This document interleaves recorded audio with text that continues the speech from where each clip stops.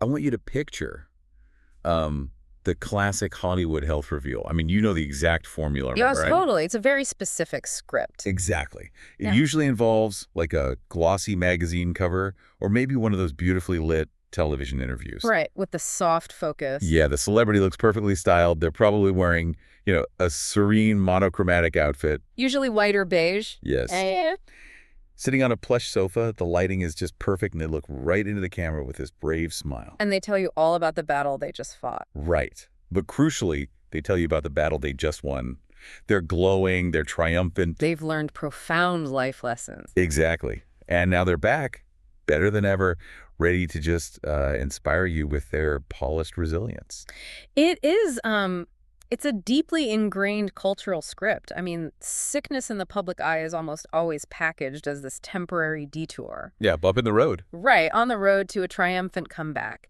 It's a narrative arc that demands a neat, inspiring resolution. But what happens when the sickness isn't a detour? Like, what happens when it's just a one-way street into the dark? And the celebrity completely refuses to read that shiny, sanitized script. That is exactly what we're getting into today. Welcome to the Deep Dive. Glad to be here for this one. Today, we are really immersing ourselves in this wild intersection of fame, severe chronic illness, and a level of radical transparency that is fundamentally changing how we talk about the failing human body. Yeah, we are looking at an ongoing situation that is actively shattering that illusion of the perfect patient. It really is. We're talking about a narrative that is chaotic, painful, deeply uncomfortable, and honestly profoundly necessary. So we are focusing on the spring 2026 health crisis of the beloved Emmy-winning actress Christina Applegate. Right. We're going to pull apart her battle with advanced, highly aggressive multiple sclerosis MS. And it is aggressive. Yeah. We're also unpacking the release of her devastatingly honest new memoir, which is called You with the Sad Eyes. Such a heavy title. It is. And we'll be exploring a really complex, often heartbreaking, intergenerational health journey that she's navigating with her teenage daughter right now. To do all this, we've pulled together a massive, highly varied stack of sources for you. We really went everywhere for this. We did. We are cross-referencing entertainment industry reporting, so sources like TMZ, Us Weekly, and Hello Magazine. Right. But we're combining that with dense clinical and socio-medical analyses. The heavy science stuff. Exactly. Plus, we're incorporating extensive excerpts and coverage of her memoir from the AP Newswire, and we are layering in perspectives from parenting publications like Motherly. So our mission today is to look way past those breathless, click-driven headlines. I mean, if you are listening to this, you likely have someone in your life who is chronically ill. Or perhaps you are that person yourself. Right. We want to understand the physical mechanisms, the psychological toll, and the massive cultural implications of a Hollywood icon who is flat out refusing to play the role of the brave, quiet patient just to make us feel comfortable. It's an important mission because the reality she is choosing to share is unfiltered, and frankly, it's often brutal. So let's ground ourselves in the timeline that kind of sparked this specific deep dive. It's late March 2026. Right. Word suddenly leaks out across the entertainment wire that Christina Applegate has been admitted to a hospital in Los Angeles. Which, hospital visits for someone with advanced MS aren't entirely uncommon. Yeah, but the alarm bells start ringing because of the duration and the silence, right? Exactly. This wasn't just a 24-hour observation. It stretches into weeks. So public concern naturally skyrockets. And the response from her camp was fascinating here. When the press, ranging from tabloids to mainstream news outlets, reached out to her reps for a status update, they issued a very carefully crafted strategic statement. What do they say?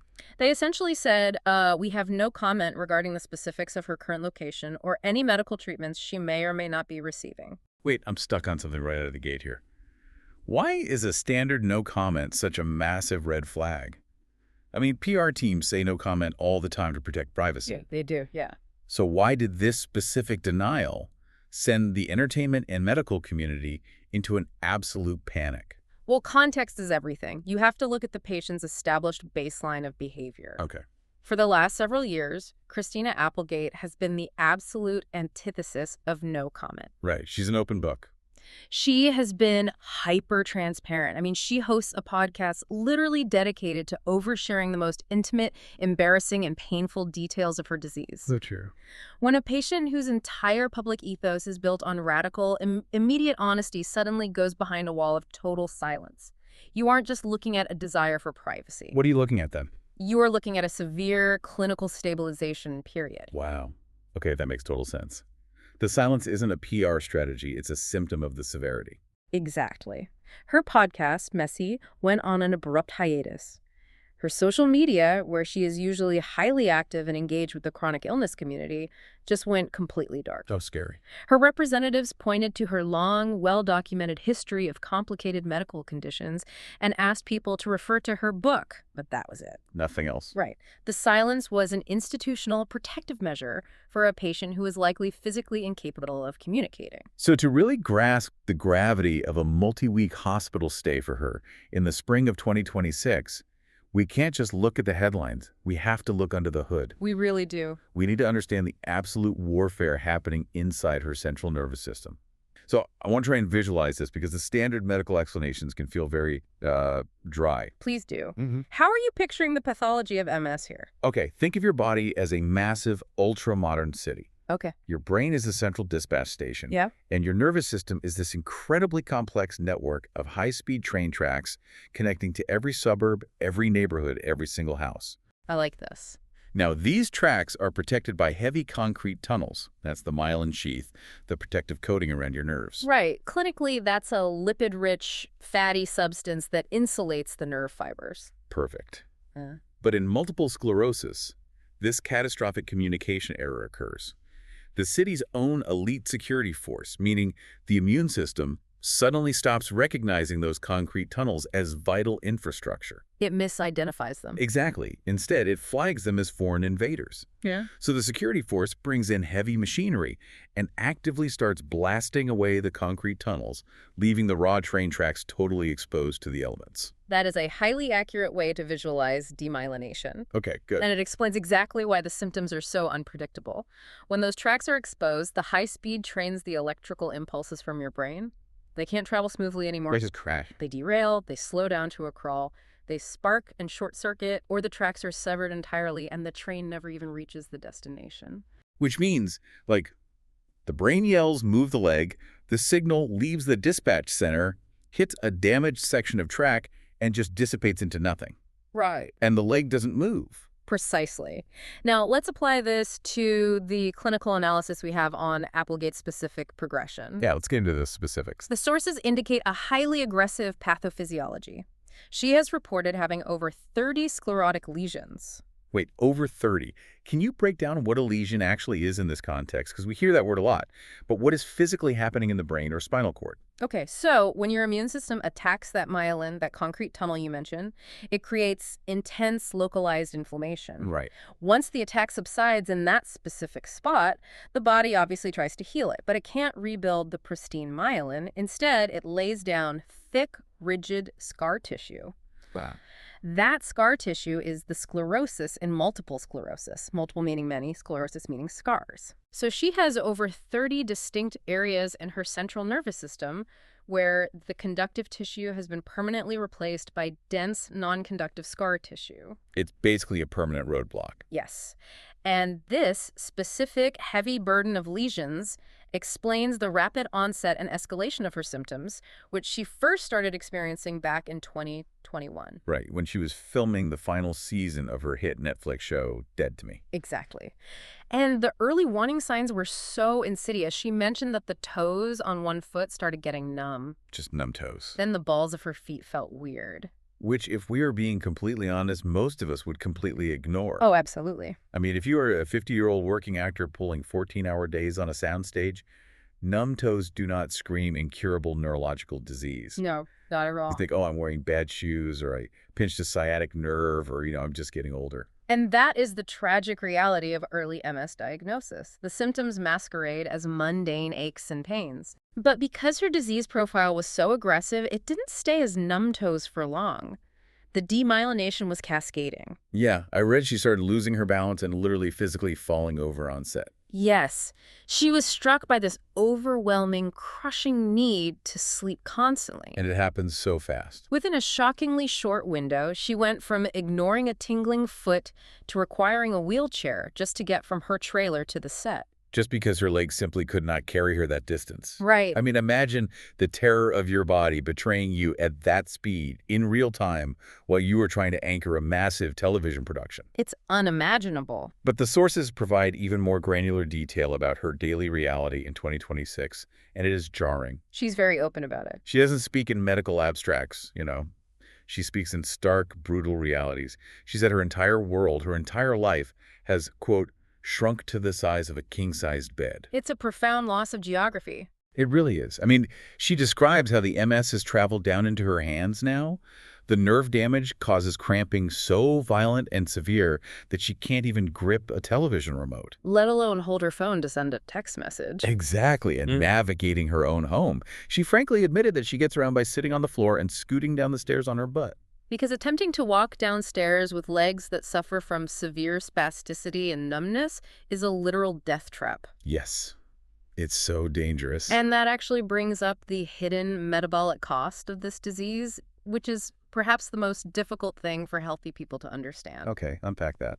When she talks about fatigue, she is fiercely protective of clarifying that she does not mean tired. Right, because healthy people get tired after a long day of work. Exactly. She likens her daily baseline to being injected with horse tranquilizers or coming off a 3-day sleepless bender. Why is that? Why is the exhaustion so uniquely profound in MS more? If she is mostly confined to a bed, why does she feel like she's run back-to-back marathons? Well, go back to your train network analogy. The brain is the dispatch center. Normally, it sends a signal to your hand to pick up a glass of water, and the signal travels a direct high-speed route. Right, it takes zero conscious effort. And negligible metabolic energy. But in a brain with 30-plus lesions, that direct route is destroyed. So the signal hits the scar tissue and just stops. Right. But the brain doesn't just give up. The brain is remarkably plastic. Okay. It realizes the main bridge is out, so it frantically starts trying to reroute the train. It sends the signal down tiny, inefficient side streets, winding through complex alternate neural pathways to get around the lesion and reach the hand. Ah, I see where this is going. The cognitive and neurological energy required to constantly calculate and force those detours for every single movement, breathing, swallowing, shifting your weight, speaking, it's astronomically high. Wow. Her brain is burning vast amounts of glucose and oxygen just to execute baseline functions. Her central nervous system is essentially redlining an engine 24/7 just to keep the car idling in the driveway. That is wild. The fatigue is cellular exhaustion. That is a staggering way to understand it. The physical stillness of being bedbound is basically a mirage. Internally, her nervous system is sprinting uphill in a hurricane. A perfect way to put it. But here is the crux of the issue and really why this deep dive is so critical right now. Yeah. To understand why she vanished into a hospital for weeks in the spring of 2026, we cannot just look at the damage the MS is doing. Right, we have to look at the treatments. We have to look at the terrifying trade-offs required to stop the MS from killing her entirely. It's the double-edged sword of advanced pharmacological management. Exactly. The medical analysis in our source stack details her primary treatment protocol. To slow this aggressive disease down, she receives intravenous infusions every 6 months. These are B-cell depleting therapies. And I really want to pause here and dig into the how and why of this because, honestly, it sounds like science fiction. What exactly is this drug doing inside her veins? It is an incredible piece of modern biotechnology. These therapies utilize what are called monoclonal antibodies. In the human immune system, B cells are a type of white blood cell.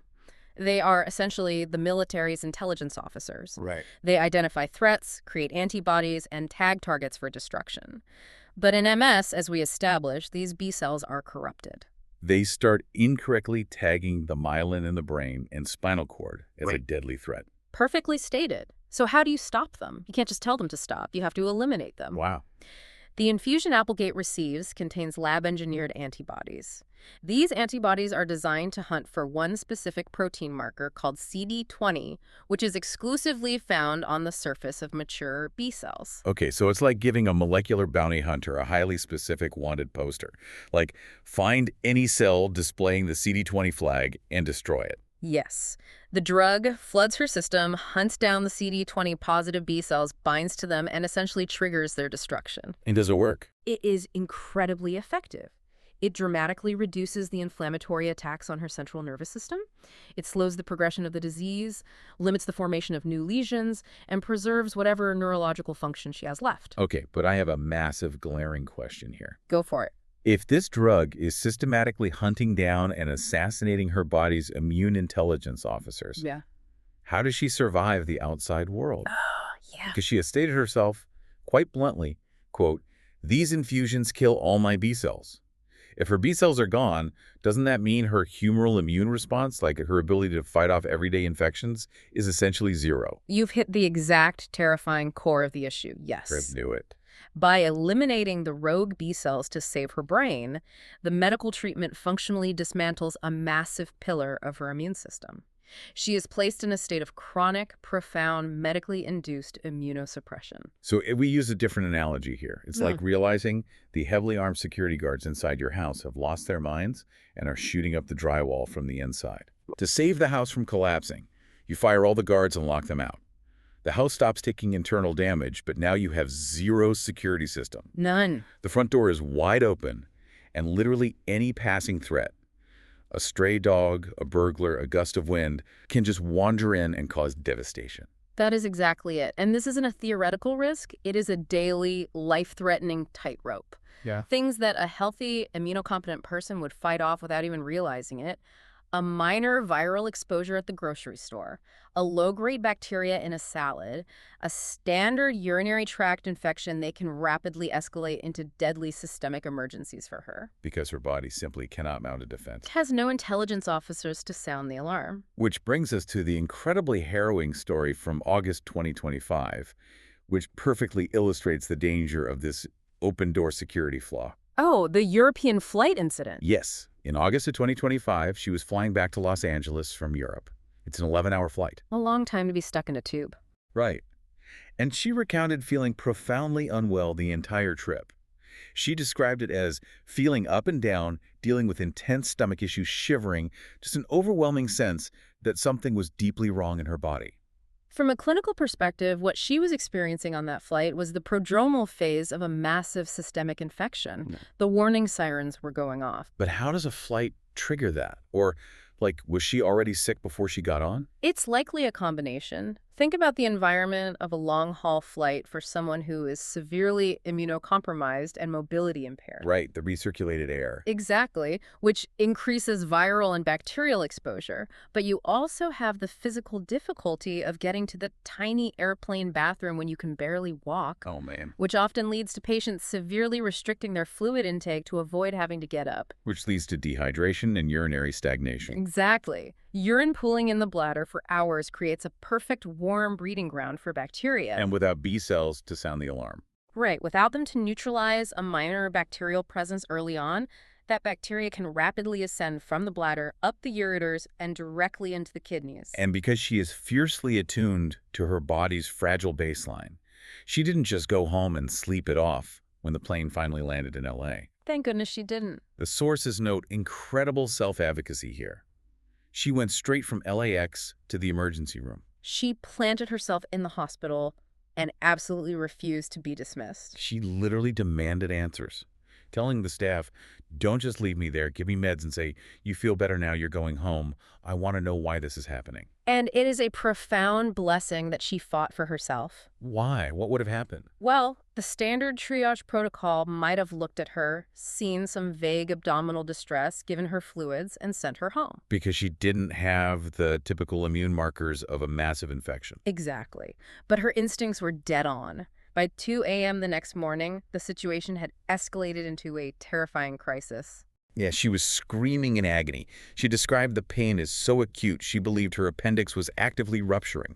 The hospital rushed her into an emergency CT scan, and the imaging revealed a catastrophic situation. It wasn't her appendix at all. No, it was a massive, aggressive kidney infection that had spread bilaterally, meaning into both kidneys. It was sepsis in the making. It really was. She was immediately hospitalized and put on high-dose intravenous antibiotics to do the fighting that her immune system simply couldn't do. So if we synthesize that 2025 near miss with the information we have about her March 2026 hospitalization. The clinical picture comes into sharp, terrifying focus. It does. The medical analysis notes that she has had upwards of 30 distinct hospitalizations since her diagnosis in 2021. Hold on, wait. 30 hospitalizations in 5 years. That averages out to being hospitalized every 2 months. It is a staggering metric of physical fragility. It indicates a patient existing in a state of constant reactive management. Her baseline equilibrium is just so narrow. So incredibly precarious. Even the slightest disruption, a cold, a minor stomach bug, a slight change in temperature cascades into a full-blown medical crisis requiring inpatient stabilization. Which leads us directly to the conclusion regarding that spring 2026 media blackout. When someone with that kind of fragile reactive baseline disappears into a hospital for over 3 weeks, it strongly suggests one of 2 catastrophic scenarios. Right. Either she contracted a severe secondary infection like pneumonia, or another bout of sepsis that her depleted immune system absolutely could not clear, even with IV antibiotics, Wow. or the metabolic stress of an infection triggered a massive, debilitating neurological MS flare-up. Or tragically, maybe a combination of both, right? Like an infection that triggered a flare, plunging her into this terrible cycle of physical collapse. Exactly. When you look at the sheer terror of that reality, you have to ask a profound psychological question. Which is, How does a human mind survive that relentless cycle of trauma, pain, and life-threatening crises without completely fracturing? well, according to the sources, her primary survival mechanism is shocking, graphic, completely unfiltered humor. Yes. She possesses an unmatched ability to inject comedy into the most humiliating, dark realities of physical decay. It really is profound. It's not just a coping mechanism, right? What's a weapon? A total weapon. Take that 2025 kidney sepsis scare. Hmm. She is literally in a hospital bed, hooked up to IVs, having narrowly avoided multi-organ failure. And what does she do? She records an episode of her podcast from the bed. Yes, and she starts riffing on the doctor's initial theory that the infection started as a standard urinary tract infection from poor hygiene. Oh, the audio from this is legendary. She's on the mic, indignant and hilarious, saying, quote, "What am I back wiping? Like, seriously, I'm 53. I have the cleanest vagina. I'm a clean girl down yonder." It is laugh out loud funny, but it is also this radically disarming tactic. Think about the profound shame society attaches to bodily functions. Especially when they fail us. Exactly. As adults, losing control of our bladder or bowels is viewed as the ultimate indignity. By dragging that exact scenario into the light and mocking it, she strips the disease of its power to humiliate her. She completely obliterates the shame. There's no bodily function she won't discuss. Oh, I know. She went into extensive detail about a phenomenon she lovingly coined double dragoning. I read this part of the source material, and I honestly had to put it down, just stare at the wall for a minute. It is so vivid. Right. She's describing the reality of having violent diarrhea and vomiting simultaneously due to a severe stomach bug. It's awful. And instead of hiding this agonizing, deeply undignified reality, she turns it into a twisted public service announcement. Her blunt advice to her listeners was, always have a little trash can next to your toilet because you can do both without it being messy. And she didn't stop there. She casually admitted to wearing adult diapers during that intense stomach bug. And then, realizing the sheer unpredictability of her MS symptoms, she just continued wearing them as a daily precaution. She said, if I have to poop, I puke. So I just wear the diapers. What's fascinating to me from a sociological standpoint is that this extreme graphic humor isn't just for shock value. No, not at all. Yes, it's a deliberate psychological survival mechanism to keep her from drowning in despair. But more importantly, it is a targeted, aggressive rejection of how Hollywood and really society at large demands we handle sickness. This is the massive cultural pivot of her story. Yeah. The transition from playing the inspirational warrior to becoming what she now calls an honesty missile. The honesty missile. And to understand the weight of this pivot, we really have to look back at how she handled her health before the MS diagnosis.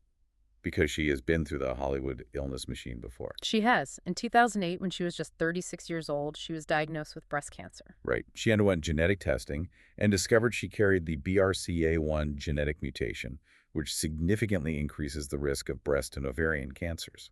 And to fight the cancer and prevent recurrence, She underwent a double mastectomy. And years later, she even had her ovaries and fallopian tubes surgically removed to further eliminate the risk. It was a brutal, physically altering journey, but during that era, in the late 2000s, how does she present herself to the public? Oh, she played the role perfectly. Huh? She hit every single mark on the script. She went on the major talk shows looking beautiful and composed. She gave magazine interviews where she talked about counting her blessings. She presented this polished, brave, incredibly positive face to the world. She was the literal poster child for overcoming adversity. But in her 2026 reflections, particularly in her memoir and podcast, she looks back at that 2008 version of herself with deep, profound regret. Wow, really? Yes, she explicitly calls her behavior during her cancer battle a disservice to sick people everywhere. A disservice. She realizes now that she was actively participating in and perpetuating what psychologists now identify as toxic positivity. I think we really need to define toxic positivity because it sounds like an oxymoron to a lot of people. It does. How can being positive be toxic? I mean, we are culturally conditioned to believe that maintaining a positive attitude is the key to healing. Good vibes only, mind over matter, smile through the pain. Right. But it becomes toxic when it functions as a denial of reality. Toxic positivity is the cultural pressure to always look on the bright side, to forcefully maintain a cheerful disposition no matter how dire, painful, or terrifying the circumstances are. So why is that harmful to a sick person? Because it is incredibly invalidating and isolating. When society or family members insist that a patient must be brave and positive, they are subtly demanding that the patient suppress their actual feelings to make the healthy people around them feel more comfortable. Oh, wow. That makes so much sense. It denies the patient the fundamental human right to grieve their lost health, to be terrified of dying, to be angry at the unfairness of it all, or to just complain about being in blinding agony. It creates a secondary burden. You are already fighting a disease that is destroying your body, and now you have to expend precious emotional energy putting on a theatrical performance of wellness for your audience. Exactly. Applegate realized that her polished warrior routine back in 2008 was alienating the people who were suffering the most. Because they looked at her and felt like they were failing at being sick correctly, they couldn't smile through it, so they felt weak. Spot on. So when the MS diagnosis hit in 2021 and the symptoms became so severe and untreatable, she did a complete 180-degree turn. She decided she was done protecting the feelings of the healthy. She stated that she refuses to edit her thoughts anymore. She feels a dark or painful thought forming in her brain, and she says it just comes out of her face whole as an unfiltered honesty missile. I love that. Yeah. It is a radical reclamation of her own narrative. She is looking at the cultural expectation of the sweet, polite, suffering woman and completely incinerating it. Burning it to the ground. She is saying, I won't lie for you anymore. I won't be the good girl. This is agonizing, and you are going to hear about it. And that honesty missile hit some incredibly dark, uncomfortable places. Oh, yeah. If you listen to her podcast, Messy, which she co-hosts with actress Jamie-Lynn Sigler, the level of vulnerability is breathtaking. And Jamie-Lynn Sigler is a crucial part of this dynamic, right? Yes, she was diagnosed with MS at the age of 19, right in the middle of starring on The Sopranos. She hid it for 15 years because she was terrified it would end her career. The solidarity between Applegate and Sigler is the beating heart of that podcast. They don't have to explain anything to each other. They share a somatic vocabulary of suffering that doesn't require any translation or sanitization. And in that safe space, Applegate lays bare the true psychological toll of chronic, unrelenting pain. She admits to laying in her bed, alone in the dark, just screaming from the sharp, stabbing pains in her body. She describes feeling entirely trapped in darkness, suffering from profound clinical depression. She even stated with brutal bluntness that there are many times she simply does not enjoy living anymore. That is a staggering, terrifying admission for a beloved public figure to make. Our culture does not know what to do with a celebrity who admits they are losing the will to live because of physical pain. We really don't. But it forces the listener to confront the grinding reality of incurable neurogenic pain. The constant, relentless firing of those pain pathways in the brain doesn't just hurt, it leads to massive emotional exhaustion. It physically alters the brain's chemistry, depleting serotonin and dopamine. But I want to push back on the idea that this is just about physical pain or even chemical depression, because Applegate asks a question in the source material that points to something much deeper. What does she say? She asks out loud, quote, Is it taking me piece by piece? How does chronic, incurable neurological disease literally rewire a person's core identity? That is the ultimate existential terror of a progressive disease. It is not just that your body hurts. It is that your body, the vessel you have lived in your entire life, is becoming a foreign, hostile entity. Yeah. And it is systematically stripping away the specific attributes that define who you believe you are. Right. And for Christina Applegate, her identity was profoundly, fundamentally tied to her physical agility and power. Exactly. She wasn't just an actress who stood on a mark and delivered lines. She was a deeply physical comedian. Her comedic timing on Married, with children, or in movies like Anchorman, relied on her entire body. And beyond comedy, she was a phenomenally talented dancer. She starred in the revival of Sweet Charity on Broadway. Oh, I forgot about that. Yeah, she literally broke her foot during the out-of-town tryouts, strapped on a special boot, and danced through the pain to bring the show to New York. Her physical resilience and power were her primary instruments. And now the MS is dismantling those instruments. She can't dance, she can barely walk, she can't even hold a remote control without cramping. So when she asks, is it taking me piece by piece, she is expressing a profound, ongoing existential grief. She is attending the funeral of her former self every single day. She is mourning the loss of her identity as an active, capable, physically dynamic woman. The physical pain is terrible, but it also acts as a constant mocking reminder of that loss. It forces a complete psychological rewiring of how she understands her worth and her place in the world. And what makes this so revolutionary is that she is doing all of this processing, this messy, ugly, terrifying grieving in public, refusing to offer the audience a neat resolution. She literally said, "My life isn't wrapped up with a bow. People's lives suck sometimes." Which, paradoxically, is incredibly liberating for the listener. By giving herself permission to be angry, depressed, and hopeless, she grants her audience the permission to feel those exact same things about their own struggles. She validates the darkness. But this new commitment to radical honesty in 2026 didn't just strip the polite veneer off her present reality with MS. It created a ripple effect. It always does. Once you start demanding the unfiltered truth about your present, you can no longer tolerate the sanitized version of your past. It forced her to turn that same unforgiving lens backward, examining the foundation of her life. And that process is what resulted in her March 2026 memoir, You with the Sad Eyes. The memoir is a critical, devastating piece of this puzzle. It provides the developmental and psychological context for everything her body is going through now. Yeah. Because if you grew up in the late 80s and 90s, Christina Applegate was the ultimate glowing California girl. She was the absolute icon of 90s television. Kelly Bundy on Married with Children was a cultural touchstone. We thought of her as this privileged, radiant Hollywood star living a charmed life. But the revelations in this book completely shatter that illusion. Her reality was shockingly bleak. The juxtaposition between the public persona and the private nightmare is staggering. She opens up about her early childhood in Laurel Canyon in the 1970s and 80s. Her biological father essentially abandoned the family early on. Leaving her to be raised by a mother who struggled with severe, crippling heroin addiction. And into that volatile environment came an abusive stepfather, who not only brought violence into the home, but dragged her mother even deeper into addiction and severe poverty. It's just so much trauma for a child.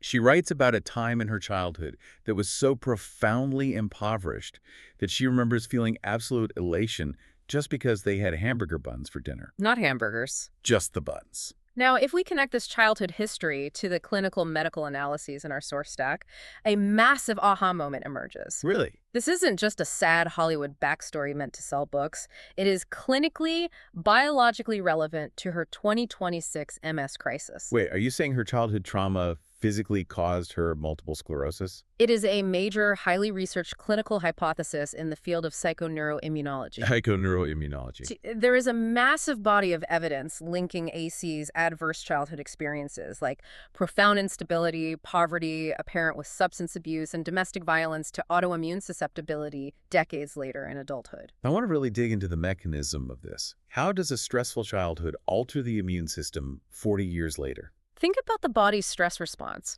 When you are a child living in a chaotic, abusive, or neglectful environment, you are in a constant state of hypervigilance. Because you never know when the next explosion is coming. Right. Biologically, this means your sympathetic nervous system, your fight or flight response, is locked in the on position. So your brain is constantly flooding your body with stress hormones, cortisol, adrenaline. Exactly. A child's brain and immune system are still developing. A constant, chronic wash of cortisol essentially dysregulates the immune system's thermostat. Over years of toxic stress, epigenetic changes occur. Yes. The immune system is trained to be hyperreactive, always preparing for a massive threat. It loses its ability to accurately distinguish between a real danger and a false alarm. And decades later, that hypervigilant, exhausted immune system finally snaps, turns around, and starts attacking the body's own tissues. The trauma laid the biological groundwork for the demyelination. Wow.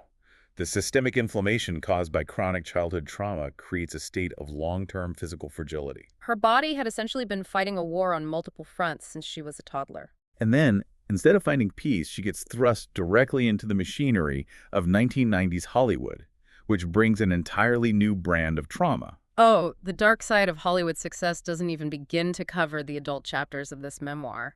The anecdotes she shares are visceral. They really are. She talks extensively about the immense pressure to fit into the microscopic size zero costumes required to play Kelly Bundy. The 90s were a notoriously brutal era for female body image. And she was at the epicenter of it. But it wasn't just about extreme dieting. It manifested into what she describes as a harsh and aggressive eating disorder. The details of this are just awful. She reveals that to maintain that required body shape on television, she survived for years on half of a scooped-out bagel a day. Think about that, not half a bagel. Half of a bagel that had all the bread inside scooped out. That was her entire daily caloric intake while working grueling 14-hour days on a soundstage. From a physiological standpoint, subjecting a developing young woman to that level of severe nutritional deprivation for years would have further catastrophically compromised her immune resilience and bone density. And the hits just keep coming in the memoir. She refuses to sanitize anything. She reveals having an abortion at 19, driven by the intense pressures and expectations of her early stardom. She discloses surviving severe domestic violence in her adult romantic relationships. But she doesn't just paint herself as a tragic victim. This is where the honesty missile really shines. She also shares these deeply cringeworthy, self-deprecating stories where she was the villain. Yes, the Bridezilla wedding story. Exactly. She talks about her first wedding, which was a strict vegan dry wedding. She openly admits she acted like an absolute monster to everyone involved. She literally uses the pages of the memoir to apologize, writing, "I'm so sorry, everyone." And then there's the iconic, almost mythological story of her taking Brad Pitt as her date to the MTV Video Music Awards in 1989. Right at the absolute peak of his heartthrob status. And she admits that she completely ditched him mid-event and left the award show with someone else. She is putting all of it out there on the table. The victimhood, the trauma, the bad behavior, the arrogance, all of it. But what is crucial for our understanding of her 2026 health crisis is how she synthesizes these events in her current state. She identifies a devastating pattern. What's the pattern? She writes that tragedies and trauma have constantly stalked her successes. Every time she reached a professional or personal peak, it was immediately followed by a devastating, life-altering valley. She writes, "I have realized that when good things happen to me, they are invariably stalked by darkness. It is an incredibly heavy realization to arrive at in your 50s while bedbound." And we must consider the direct, physical toll that unearthing these memories took on her body.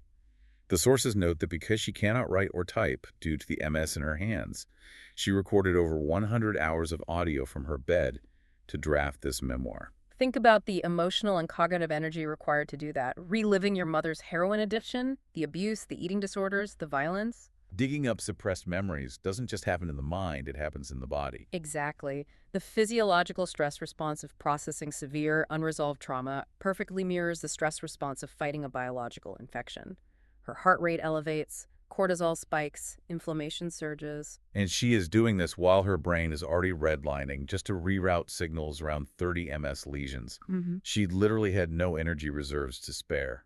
The release of You with the Sad Eyes on March 3, 2026, followed by the inevitable emotional crash and the demands of promoting it even from bed, would have been an astronomical, catastrophic drain on her fragile system. Clinically speaking, the monumental effort of producing this specific book likely served as the exact immunological collapse or neurological trigger that sent her into that Los Angeles hospital weeks later. So the very act of unburdening her soul, of finally telling the truth, might have temporarily broken her body. It is a heartbreaking irony. It really is. But as deeply as she is examining her past, she isn't stuck there.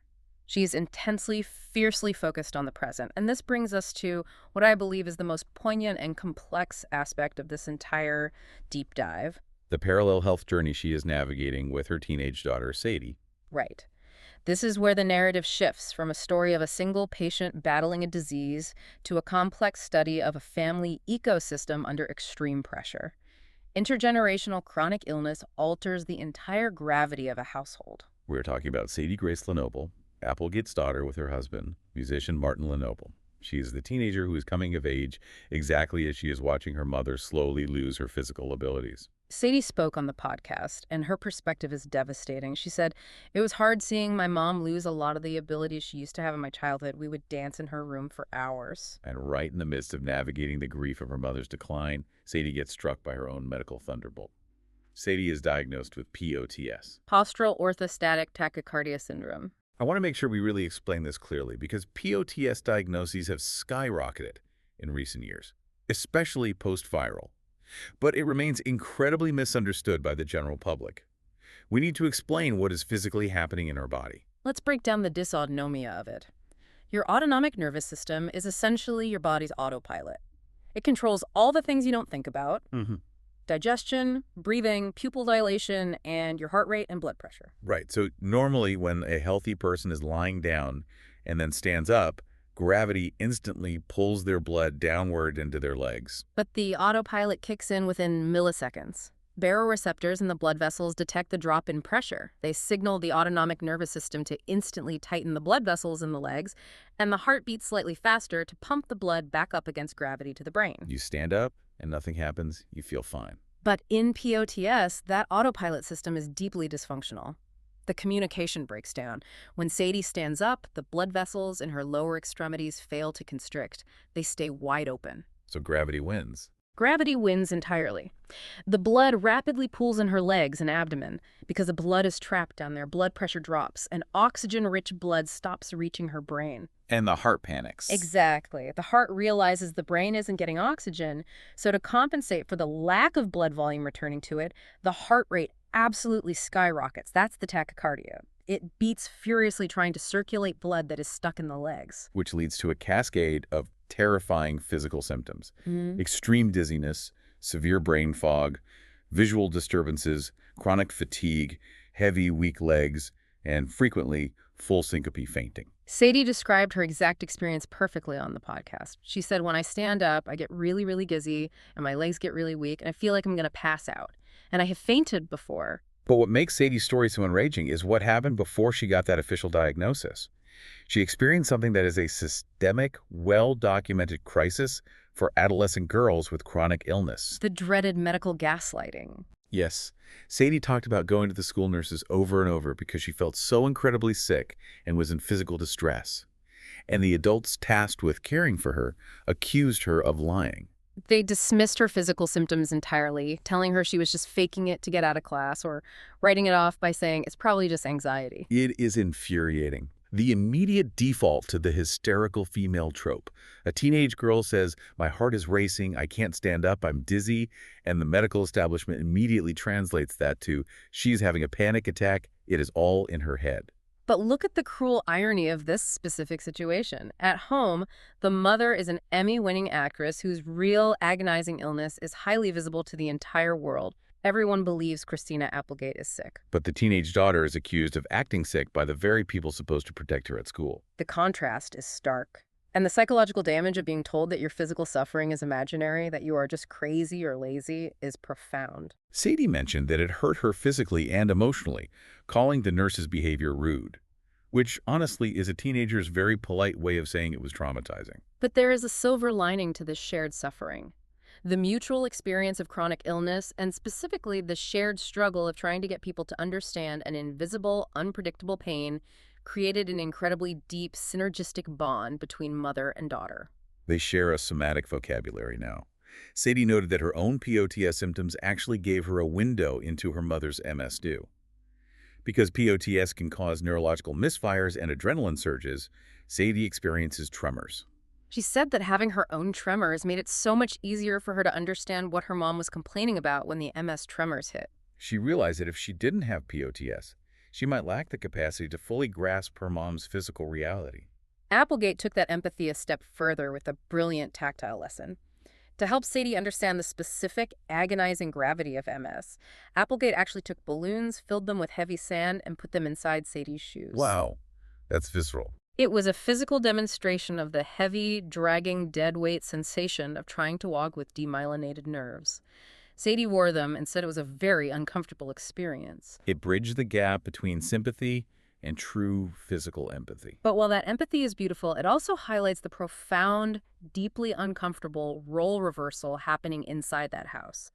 This is where the emotional toll gets really heavy. Right, the shifting dynamic of care.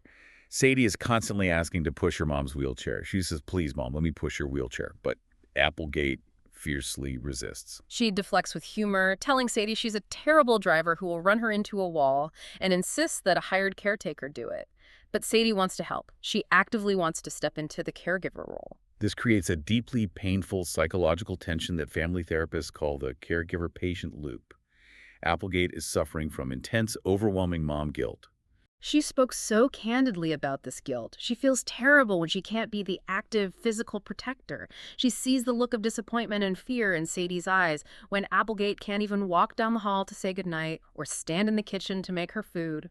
There is a specific anecdote where Sadie says, can you please go down and make my food because you're the only one who can make it? And Applegate forces herself out of bed, scoots down the stairs on her butt in agony, and makes the food. Because she knows Sadie isn't just hungry. Sadie is testing the boundaries of the disease. Sadie is testing to see if her mom can still be her mom. That is heartbreaking analysis. The mother is actively grieving the loss of her protective, nurturing physical capacity. She desperately does not want her teenage daughter to carry the heavy, mature burden of caregiving. But the daughter, out of deep love and deep anxiety about her mother's decline, is prematurely transitioning into that supportive role anyway. When Sadie begs to push the wheelchair, she isn't just trying to be helpful. She is exerting control over a terrifying, uncontrollable situation. If she is pushing the chair, she is keeping her mom safe. By refusing to let her push it, Applegate is valiantly trying to preserve the remnants of Sadie's childhood, but she might inadvertently be blocking Sadie's primary coping mechanism. The invisible weight of intergenerational illness is just staggering. It's not just managing the physical symptoms, the POTS and the MS.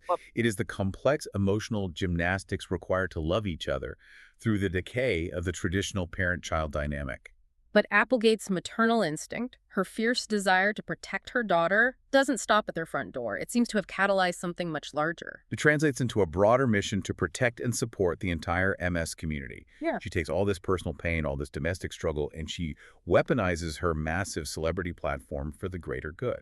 This brings us to the final major piece of our source stack, and it is a fascinating look at modern medical advocacy. In early 2026, she launched a massive online platform called Next in MS Go. And this wasn't just a hashtag or a quick Instagram video. This was a major corporate initiative created in direct partnership with TG Therapeutics. They even aired a commercial for it during Super Bowl LX. You literally cannot buy a bigger, more expensive cultural megaphone than a Super Bowl ad. Let's unpack the significance of that corporate partnership, because it represents a major evolution in the pharmaceutical landscape. TG Therapeutics is the biopharmaceutical company that manufactures Briumvi, which is one of the specific CD20 monoclonal antibody treatments we discussed earlier, the drug that depletes the B cells. Right, so obviously there is a massive corporate and financial interest here. Pharma companies use celebrities to sell drugs all the time, but this feels fundamentally different. Applegate isn't just acting as a smiling, compliant spokesperson reading sanitized medical bullet points off a teleprompter. Far from it. She is essentially leveraging their massive corporate funding to carve out a highly visible space for the unfiltered dialogue she champions. She is taking their money and using their platform to force a conversation about the ugly, mundane realities of the disease that pharma commercials usually gloss over with footage of people riding bicycles in the sunshine. She is the one insisting that the conversation include the depression, the social isolation, the loss of identity, and yes, the adult diapers. She explicitly stated in the launch press release that the goal of Next in MS is to discuss the good, the bad, the ugly, the in-betweens, the diapers, the things, whatever it is. By demanding that level of candor, she elevates the concept of patients as advocates.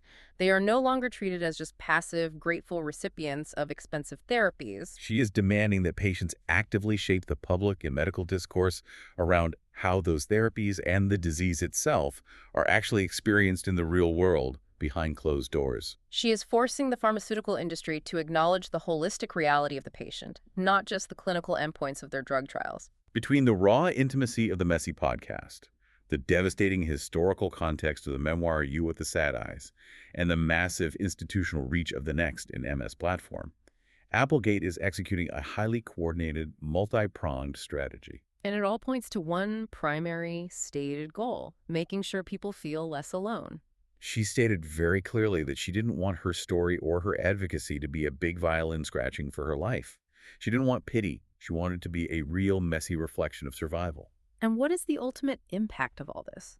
We've traced this incredible, agonizing journey today, from the clinical devastation of her central nervous system to the childhood trauma that may have set the stage, to her daughter's struggles to this massive public platform. What does it all synthesize into? Ultimately, Christina Applegate is fundamentally changing the architecture of celebrity health narratives. She openly acknowledges her immense privilege. She knows she has wealth, she has access to top-tier, cutting-edge medical care, and she can afford a team of caretakers. But she is weaponizing that privilege to validate the silent suffering of millions. There are an estimated 2.8 million people worldwide living with MS, and millions more living with other severe, invisible chronic illnesses. And so many of those people are forced to hide their decline. They have to fake being okay to keep their jobs, to maintain their health insurance, or just to keep their friends from abandoning them because their sickness is too much of a downer. Exactly. By refusing to hide her own rapid decline on the global stage, by dragging her wheelchair, her cane, and her diapers into the spotlight and refusing to apologize for them, she grants those millions of people a profound sense of dignity. She makes it okay to be visibly, unapologetically broken. Okay, let's bring this all together. We have taken a massive, intense deep dive today. We started by examining the stark clinical realities of her April 2026 hospitalization, exploring the terrifying immunological tightrope of B-cell therapies that save her brain by essentially turning off her body's security system. We traced her psychological evolution. We looked at her pivot from the performative bravery of her 2008 cancer battle to her current vital status as an honesty missile, actively refusing to engage in the toxic positivity that demands a smile from a suffering patient. We delved into the profound emotional depths of her memoir, unpacking the fascinating science of psychoneuroimmunology and how childhood trauma, combined with the brutal pressures of 90s Hollywood, may have literally altered her immune system and set the stage for her physical fragility. We looked at the complex, poignant, shared medical reality she navigates with her daughter, Sadie, exploring the heavy, invisible burden of POTS, medical gaslighting, and intergenerational mom guilt. And finally, we saw how she transformed that agonizing personal pain into a powerful, institutionalized advocacy movement that is actively challenging the pharmaceutical industry to embrace the messy, unfiltered reality of patient lives. The big takeaway for me, and I hope for you listening to this, is that Applegate's story challenges us to completely reevaluate how we look at the sick people in our own lives. Think about the people you know who are struggling with their health. This is a massive call to action, to stop demanding that they be brave or positive or inspiring just to make us feel more comfortable with their mortality. It's about giving them the grace and the space to be brutally honest, to be furious, to be grieving, and to be profoundly messy. I want to leave you with a final thought to mull over. Consider the grand, sweeping arc of celebrity culture over the last 40 years. Think about a young actress whose entire career was born in the notoriously superficial, intensely image-obsessed era of 1990s Hollywood. The Kelly Bundy era, an era defined by size zero costumes, scooped-out bagels, and a completely unattainable standard of physical perfection. Exactly. If that woman, whose very identity was shaped by that relentless machine, is now leading the global charge to dismantle the polished, sanitized narrative of illness, what does this mean for the future of how everyday people are allowed to experience illness in society? If the ultimate 90s it girl can admit she wears diapers and hates being sick, are we finally entering an era where being sick no longer requires the exhausting secondary performance of being fine? That is a brilliant question to end on, because as we've learned today, the performance of wellness might just be the most exhausting toxic symptom of all. Thank you for taking this deep dive with us into the messy, unfiltered truths of chronic illness. Keep seeking those truths, keep asking the hard questions, and we'll catch you next time.